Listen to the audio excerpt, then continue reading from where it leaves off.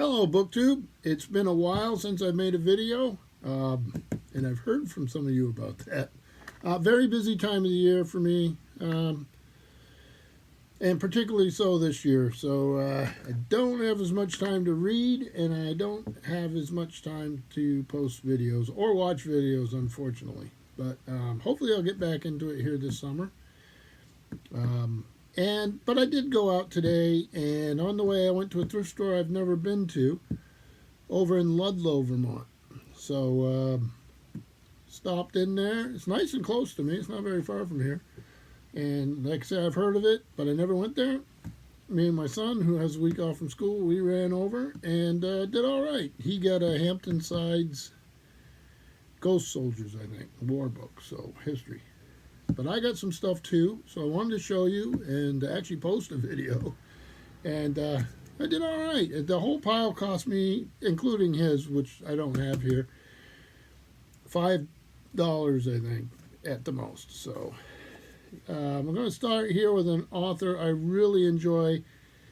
I have not read this. This is Patrick Leigh Fermor. It's a New York Review of Books copy, and this is The Violin of Saint Jacques. Lovely cover. I've read some of his other stuff. Let me see if they say what we have here. So this, I guess, is a novel, which is interesting. So here we go. Patrick Leigh Fermor's only novel displays the same lustrous way with words as his beloved travel trilogy, A Time of Gifts, Between the Woods and the Water, and The Broken Road, which I love. Fantastic if you like travel writing.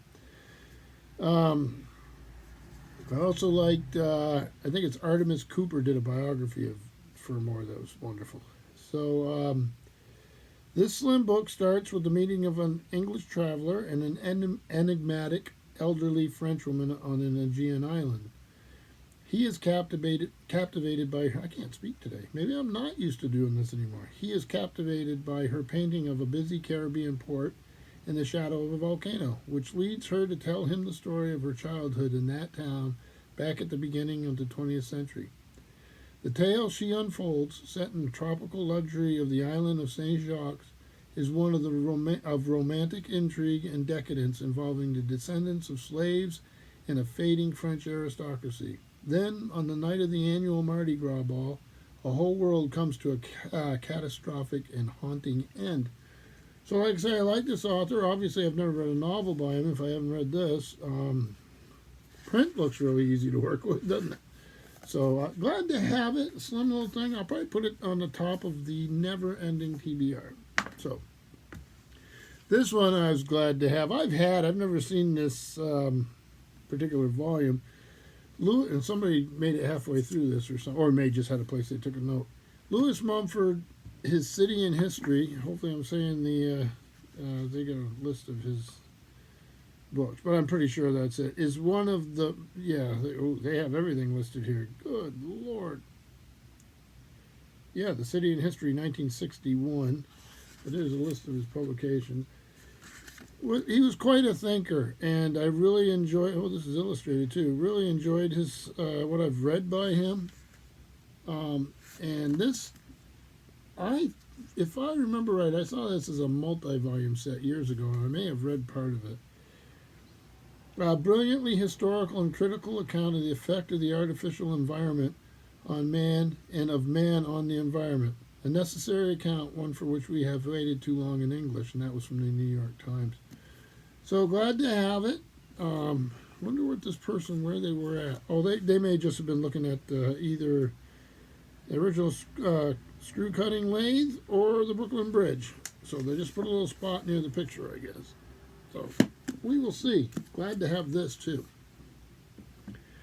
Then the next one I have here is The War of the Roses by Dan Brown. And glad to have this. And I have read Dan Brown. I have not read this book. Illustrated. I like his writing style. It's got some nice maps in it. Well, it seems to be well put together. And for the price, I wasn't going to let it go by. This is Penguin Books. Let me see. 2014. So, yeah, I'll give this a read. It'll go on the shelf for a while before I get to it, however. So then this is a novel I've read, but I have not read this translation. I read the Garnet translation of Anna Karenina by Tolstoy. I have not read the, it's Pavir and Volokonsky.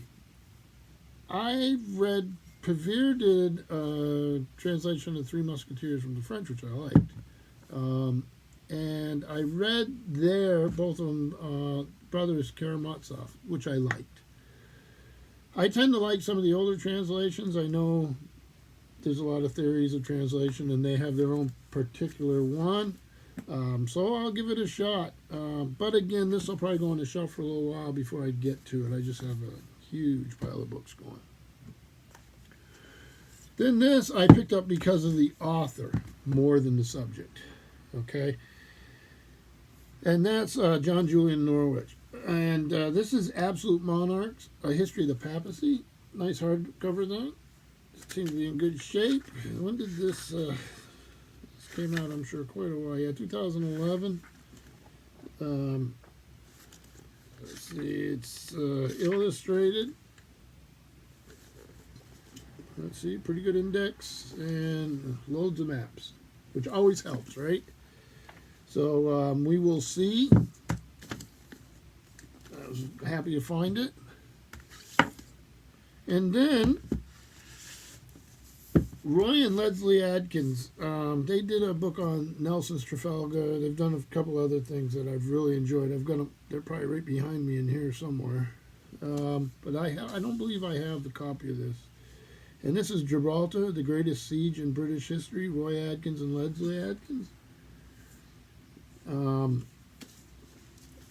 I went to Gibraltar and done quite a bit of touring there when I was in the service.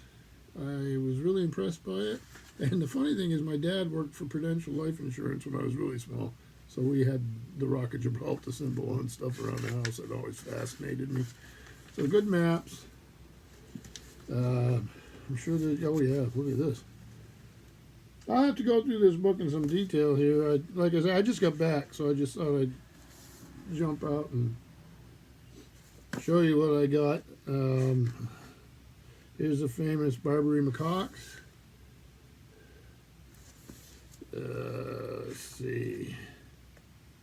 Yeah, a very fortified piece of real estate. I didn't even turn the last page here. There we go. We get some medals down here for Jason Harrigan to check out. What do we have? Obverse, a halfpenny token showing the head of General Elliot. And then a Dutch medal commemorating the sinking of the Royal George and the loss of Admiral Kempenfelt. So, there you go. For Mr. Harrigan to look at. And then for me, one of the ones I really, really was happy to find. My son actually pointed out that this was there. I'm a big fan of Farley Mowat, and this is my father's son, Memories of War and Peace.